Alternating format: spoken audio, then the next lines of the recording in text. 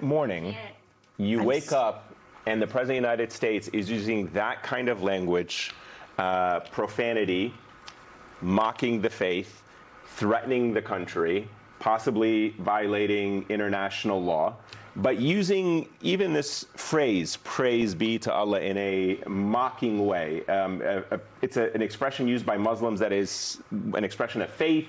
It carries a lot of sincerity, and the president is using it in this very mocking and threatening way in a tweet that is full of threatening violence. Well, imagine also if a Democrat had used that phrase, there would be cries of creeping Sharia. And if President Obama had used that phrase on Easter morning. Exactly. We never hear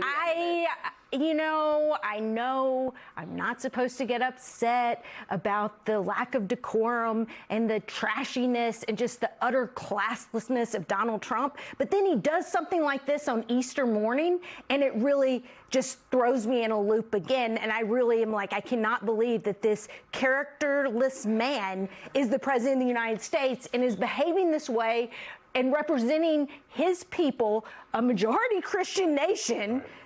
On Easter Sunday, he is this unholy and unhinged and being the antithesis of Jesus Christ and his teachings and what Easter is supposed to be all about. It is just infuriating. I think the other reason why this is poorly timed, not that there would be good timing for this kind of tweet, is that we just had this amazing rescue of an airman. Exactly. Right? And this should be a moment of relief, of celebration. It's a win, and Donald Trump can't even take the win here. Instead of talking about that, instead of talking about saving our brave service member who, nobody knew if this person was even still alive, we're talking about this crass, gross, and, you said unholy, I guess I would say disrespectful at the very least, tweet. Well, there's the disrespect and just how beneath the office that he occupies the entire thing is. But there's also just the fact that it masks what is fundamentally right now the President of the United States repeatedly posting on social media a premeditated plan to commit war crimes also. I feel like we are, I think, giving that enough attention. I'm not sure that everyone else is actually giving that enough attention. And it could not have been more, to your point, Elise, contrasted by the message of the Pope this morning, who seems to really, over the last several weeks, been on a tear, trying to send a message directly to the president, to J.D. Vance, to Hegseth, without, for the most part, ever calling them out by name.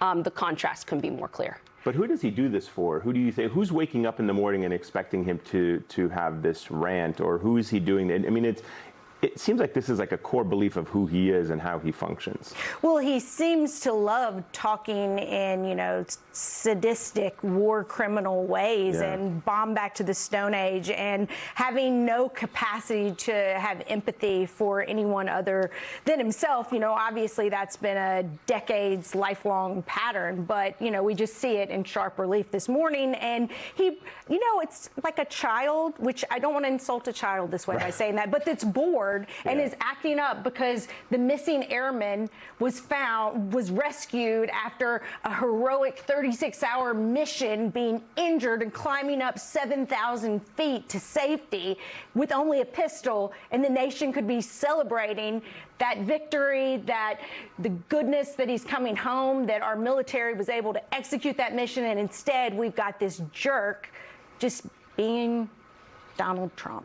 But this is a president who always misses opportunities when they're handed to him on a platter to bring the country together, to take those moments of unity and bravery and shared values and flush them down the toilet. I mean, it is actually one of the few constants. And to your point, we'll talk more about the Pope's message at the end of the show and how much of a contrast that it is compared to what we're hearing from the administration. But buried under President Trump's erratic post this morning is that U.S. military rescue of the missing airmen. Trump said that he was seriously seriously wounded and rescued from deep inside the mountains of Iran, then teased ahead to a news conference tomorrow at 1 p.m. It was moments later that he then made that post that we were just talking about, threatening more bombardment, possible more war crimes. And today he is given several interviews with similar escalatory rhetoric. He told ABC News that this conflict should be over in days, not weeks, but that if no deal is made, he's blowing up the whole country with, quote, very little off the table.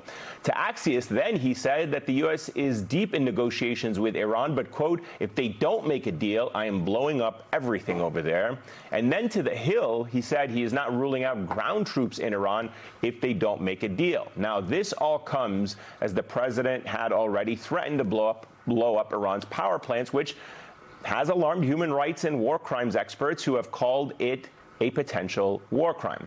Joining us now is MS National Security and Intelligence Analyst Mark Polymeropoulos. He's also a former senior intelligence officer at the CIA. Also with us is Lieutenant General Mark Hertling, retired commander of U.S. Army in Europe and author of his new book, If I Don't Return, A Father's Wartime Journal. It's great to have both of you with us on a night that I think the country is breathing a sigh of relief that all of the men